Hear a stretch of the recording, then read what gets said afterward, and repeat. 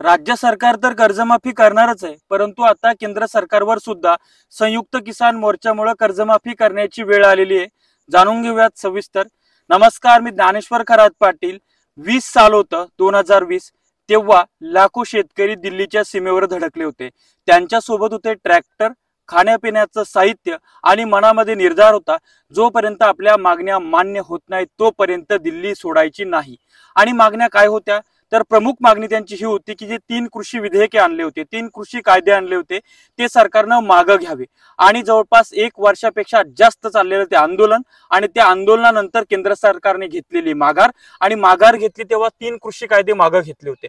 परंतु त्याच्यासोबत काही मागण्या होत्या, त्या मागण्या आम्ही सध्या मान्य करू शकत नाही, आम्हाला काही दिवसांचा, काही महिन्याचा, काही वर्षाचा वेळ द्या, अशी विनंती केंद्र सरकारने केली। त्या मागण्या कोणत्या होत्या? तर त्याच्यामध्ये पहिली मागणी होती ती म्हणजे शेतकऱ्यांच्या कर्जमाफीची, दुसरी मागणी होती ती म्हणजे MSPच्या कायद्याची, आणि तिसरी मागणी होती ती म्हणजे C2 + 50% इतका हमी भाव शेतकऱ्याला मिळाला पाहिजे, किंवा तितक्या भावाने शेतकऱ्याचा शेतमाल विकला गेला पाहिजे, आणि इतर त्या संदर्भात छोट्या मोठ्या मागण्या होत्या। आणि त्या मागण्या संदर्भात त्यांनी वेळ दिला होता की बा या वेळेमध्ये ह्या आमच्या मागण्या मान्य झाल्या पाहिजेत।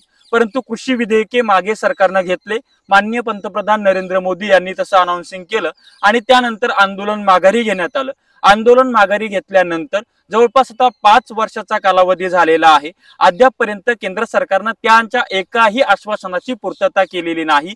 त्यामुळे आता किसान मोर्चा जो आहे, आणि तसं महाराष्ट्रभरातले जे शेतकरी आहेत आणि जे आंदोलक आहेत, मोर्चेकरी आहेत, शेतकऱ्यांचे नेते आहेत, त्यांनी हा निर्धार केलेला आहे की 26 नोव्हेंबरला एक देशव्यापी निदर्शनं ते करणार आहेत, आणि त्यानंतर सरकारला इशारा देणार आहेत की हे बघा, तुम्ही जर आमचं ऐकलं नाही तर आम्हाला परत एकदा दिल्ली गाठावी लागेल। आता त्यांच्या मागण्यांचं थोडं विश्लेषण जर करायचं म्हटलं तर MSP म्हणजे किमान आधारभूत किंमत, मिनिमम सपोर्ट प्राइस आपण ज्याला म्हणतो, त्याची गॅरंटी, अर्थात त्याचा कायदा करा। तर तो कायदा करणं कुठल्याही राष्ट्राला शक्य नाहीये, कारण की कुठलंही राष्ट्र स्वतः इतकं तोट्यामध्ये जाऊन शेतकऱ्याला तशा पद्धतीने देऊ शकत नाही।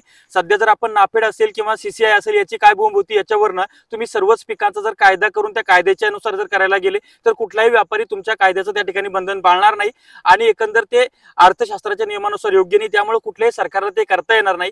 तर या MSPच्या मागणी कायद्याऐवजी भाव फरक आम्हाला सरकारने दिला पाहिजे, ही मागणी त्या ठिकाणी असायला हवी होती। त्यानंतर हमी भावात वाढ म्हणजे C2 + 50%, म्हणजे काय, एकंदर तुमचा पेरणीपासून तुमच्या जमिनीच्या भाड्यापर्यंत स्वामीनाथन आयोगाने जो उत्पादन खर्च काढलेला आहे, तो उत्पादन खर्च प्लस 50%, म्हणजेच काय, एका पिकाचा 10,000 रुपये इतका उत्पादन खर्च असेल तर त्याला किमान 15,000 रुपये इतका भाव भेटला पाहिजे, अशा पद्धतीची त्यांची मागणी की बाबा 50% सरकारने आम्हाला दिला पाहिजे। ठीक आहे। त्यानंतर कर्जमाफीचा विषय आहे, तर गेल्या अनेक वर्षापासून सरकारने शेतकऱ्यांसाठी कर्जमाफी केलेली नाहीये केंद्र सरकारनं, त्यामुळे केंद्र सरकारने ती कर्जमाफी केली पाहिजे अशी त्यांची मागणी आहे। आणि त्यांनी सांगितलं की संयुक्त किसान मोर्चाने जो निवेदन प्रसिद्ध केलेला आहे त्याच्यामध्ये त्यांनी म्हटलंय भाताला 1400 रुपये प्रति क्विंटलचा भाव आहे, कापसाला 6000 रुपये प्रति क्विंटलचा भाव मिळतोय मार्केटमध्ये, मकाला 1400 ते 1800 मिळतो आहे, आणि ते जे म्हणतात C2 + 50% अनुसार भाताचा हमी भाव हा 3012 रुपये असता।